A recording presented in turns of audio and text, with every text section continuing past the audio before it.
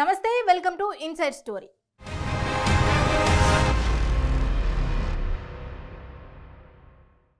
హైదరాబాద్ మహానగరంలో చెరువుల కబ్జాదారులను హడలెత్తిస్తోంది హైడ్రా. కుంటలను ఆక్రమించి నిర్మాణాలు చేపట్టిన వారిని వణికిస్తోంది. అయితే ఇదే తరహా వ్యవస్థను ఇకపై జిల్లాల్లోనూ తీసుకురావాలని నిర్ణయించింది రేవంత్ రెడ్డి సర్కార్. ఇందుకు కారణాలేంటి, కారకులు ఎవరు?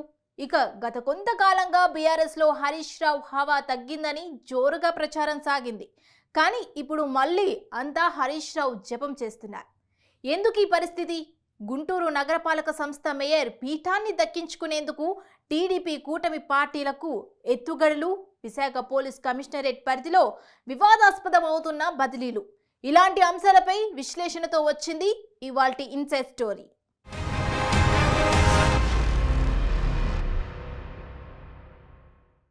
హరీష్ రావు బీఆర్ఎస్ లో ఇప్పుడు ఎక్కడ చూసినా ఎవరిని కదిపినా అందరూ చెప్పే ఒకే ఒక్క పేరు హరీష్ రావు.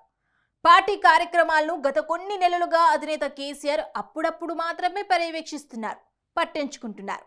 తాజాగా వర్కింగ్ ప్రెసిడెంట్ కేటీఆర్ సైతం వ్యక్తిగత పనుల కోసం అమెరికా వెళ్లారు. ఇలాంటి వేళ కారు పార్టీకి అన్ని తానై ముందుకు నడిపిస్తున్నారు హరీష్ రావు. దీంతో ఇప్పుడు హరీష్ పాత్రపై పార్టీలో పెద్ద ఎత్తున చర్చ సాగుతోంది.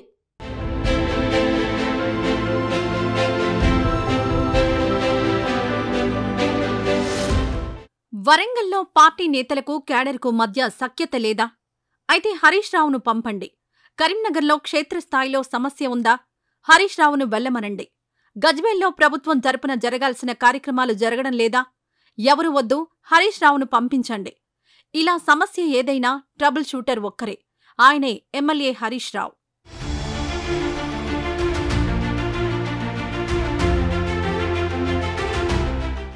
తెలంగాణ ఉద్యమ సమయంలో కేసీఆర్ మేనల్లుడిగా మొదలైన హరీష్ రావు ప్రస్థానం మెల్లమెల్లగా పెరుగుతూ వస్తోంది. మొదట చిన్నగా మొదలైన ఆయన హవా ఆ తర్వాత మరింతగా విస్తరించింది. ప్రత్యేక రాష్ట్రం సాధించేందుకు గులాబీ పార్టీ తరపున అధినేత కేసీఆర్ ఏ కార్యక్రమం చేపట్టినా వాటిని క్షేత్రస్థాయిలో అమలు చేసే బాధ్యత ఎక్కువ భాగం హరీష్ రావుపైనే ఉండేది. ఆయన కూడా మామ నమ్మకాన్ని నిలబెట్టుకున్నారు. ఎప్పటికప్పుడు తనకు అప్పగించిన పనిని విజయవంతంగా పూర్తి చేశారన్న పేరు తెచ్చుకున్నారు.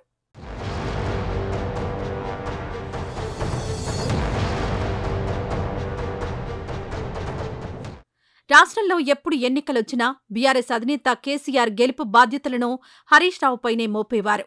అందుకు తగినట్లుగానే క్షేత్రస్థాయిలో నేతలు, నాయకులు, శ్రేణుల మధ్య సమన్వయం ఉండేలా చూసేవారు హరీష్. స్థానిక పరిస్థితులపై త్వరగా అవగాహన చేసుకుని ఎన్నికల్లో విజయం కోసం ప్రణాళికలు రూపొందించేవారు. అందర్నీ ఒక తాటిపైకి నడిపించేవారు. ఇలా ప్రతి కార్యక్రమాన్ని దగ్గరుండి మరీ పర్యవేక్షించేవారు హరీష్ రావు. పార్టీ అభ్యర్థుల్ని విజయ తీరాలకు చేర్చడంలో కీలక పాత్ర పోషించేవారు.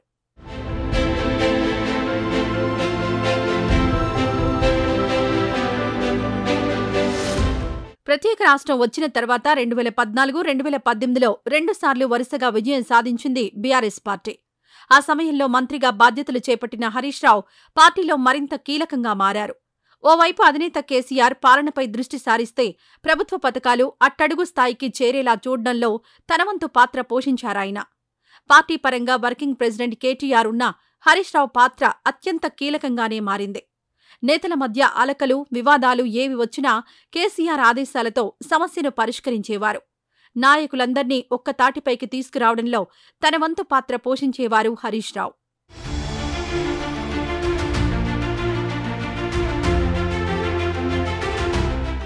అధికారంలో ఉన్నప్పుడు విపక్షాల నుంచి విమర్శలు తిప్పికొట్టడంలోనే హరీష్ రావు ముందుండేవారు. సహజంగానే మంచి వాగ్దాటి ఉన్న నేతగా గుర్తింపు పొందిన ఆయన అసెంబ్లీలోనే కాదు, బయట కూడా సర్కార్ చేసిన పనులను వివరించేవారు. ఆయా అంశాల్లో ప్రతిపక్షాలు చేసిన విమర్శలను తిప్పికొట్టేవారు. పవర్లో ఉన్నప్పుడే కాదు, అధికారం పోయిన తర్వాత కూడా హరీష్ రావు బీఆర్ఎస్లో అత్యంత ప్రధాన పాత్ర పోషిస్తున్నారు. తెలంగాణ అసెంబ్లీ ఎన్నికల్లో అధికారం కోల్పోవడంతో ప్రస్తుతం గులాబీ పార్టీ ప్రతిపక్షంలో ఉంది. అధికారంలోకొచ్చిన కాంగ్రెస్ పార్టీ గత బీఆర్ఎస్ పాలనలో చోటు చేసుకున్న విద్యుత్ ఒప్పందాలు, మేడిగడ్డ వ్యవహారం సహా ఇతర అంశాల్లో అవినీతి, అక్రమాలు చోటు చేసుకున్నాయంటూ అసెంబ్లీ వేదికగా శ్వేతపత్రాలు విడుదల చేసింది. కారు పార్టీని ఇరుకున పెట్టే ప్రయత్నం చేసింది. అప్పుడు కూడా పార్టీ తరపున గట్టి యుద్ధమే చేశారు హరీష్ రావు. సీఎం రేవంత్ రెడ్డితో పాటు మంత్రుల నుంచి దూసుకొచ్చే ప్రశ్నలకు తనదైన శైలిలో సమాధానం చెప్పేవారు.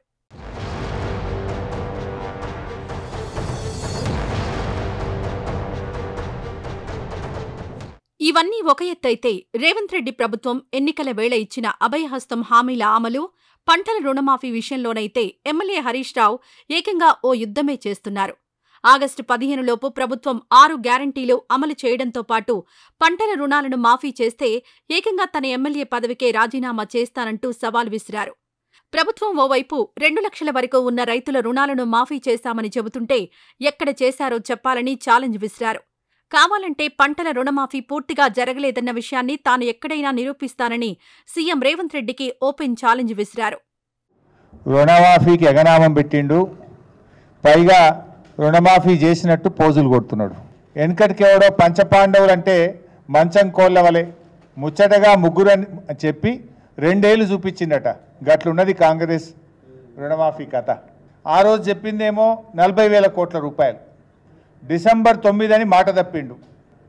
15 ఆగస్టు కల్లా రాష్ట్రంలో రైతులు అందరినీ రుణ విముక్తుల్ని చేస్తా, ఈ రాష్ట్రంలో అప్పులకు రైతులకు ఉండనే ఉండవు,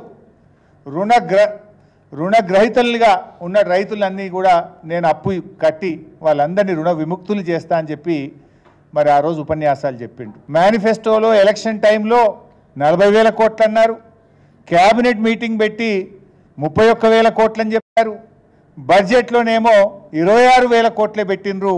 మరి ఎవరికి ఎగబెడతారు? 26,000 కోట్లు ఏ రకంగా సరిపోతాయి? రాష్ట్రంలో తమ పాలన బాగుందని కాంగ్రెస్ ప్రభుత్వం చెబుతుంటే అంత సీన్ లేదంటున్నారు ఎమ్మెల్యే హరీష్ రావు. అంతేకాదు ఓవైపు కేసీఆర్ ఎక్కువగా రోజువారీ కార్యకలాపాల్లో జోక్యం చేసుకోకపోవడం, పైగా ప్రస్తుతం కేటీఆర్ అమెరికా పర్యటనలో ఉండడంతో ఎప్పటికప్పుడు క్షేత్రస్థాయిలో తలెత్తుతున్న సమస్యల పరిష్కారం కోసం గులాబీ పార్టీ తరపున పోరాడుతున్నారు. గురుకుల పాఠశాలల విద్యార్థుల సమస్యల పరిష్కారం కోసం రంగారెడ్డి జిల్లా పాలమాకుల, నల్గొండ జిల్లా దేవరకొండ వెళ్లి విద్యార్థులతో మాట్లాడారు. వారి సమస్యలు ప్రభుత్వం దృష్టికి తీసుకువెళ్లి పరిష్కరించేందుకు బీఆర్ఎస్ తరపున తన వంతు ప్రయత్నం చేశారు. నిద్రపోతుంది ప్రభుత్వం. అసలు ఈ ప్రభుత్వానికి చీమ కుట్టినట్లేదు. సిగ్గుపడాలి రేవంత్ రెడ్డి. ఆడపిల్లలు 2 కిలోమీటర్లు నడిచి జాతీయ రహదారి మీద ధర్నా చేస్తే ఈ ప్రభుత్వం నుంచి ఇప్పటిదాకా స్పందన లేదు. సిగ్గుపడాలి మీరు. ఇలా పేద పిల్లలు, దళిత పిల్లలు, గిరిజన పిల్లలు రోడ్డెక్కి గంటల తరబడి ధర్నా చేసే పరిస్థితి. ఆడపిల్లలు రోడ్డెక్కి ధర్నా చేస్తే ఈ ప్రభుత్వం ఉన్నట్టా లేనట్టా? ఈ ప్రభుత్వానికి చీమ కుట్టినట్టు కూడా అయితే లేదు. అండ్ ఇది మొదటిసారి కాదు. ఇలా భువనగిరి ఎస్సీ గురుకుల పాఠశాలల్లో ఆడపిల్లలు ఆత్మహత్య చేసుకున్నారు.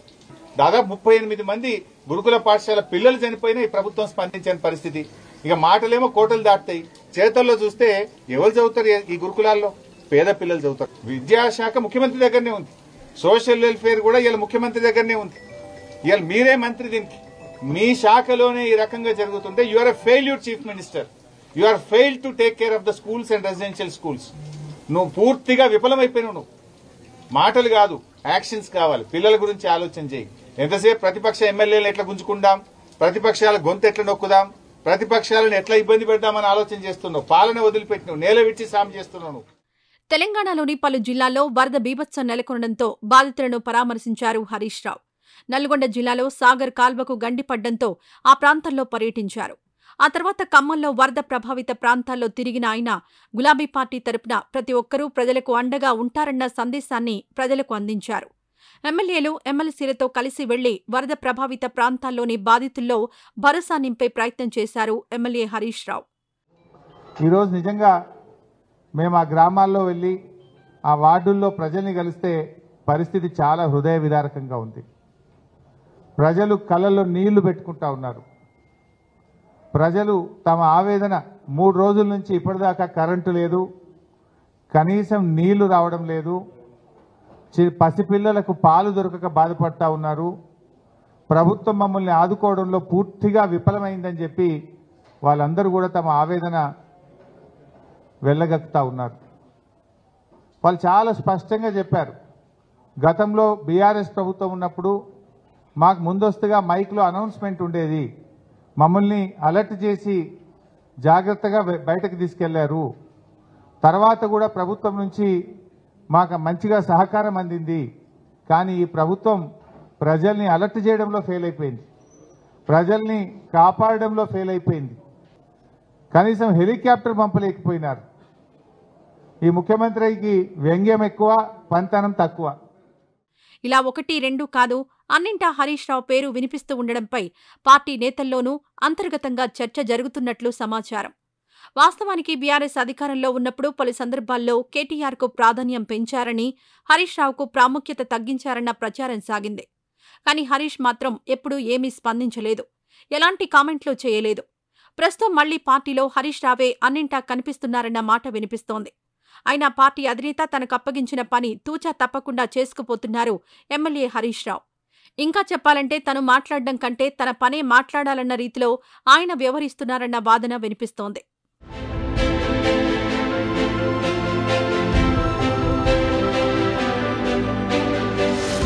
ఇది ఇవాల్టి ఇన్సైడ్ స్టోరీ. రేపు మరో ఎపిసోడ్లో మళ్ళీ కలుద్దాం. అంతవరకు సెలవు, నమస్తే.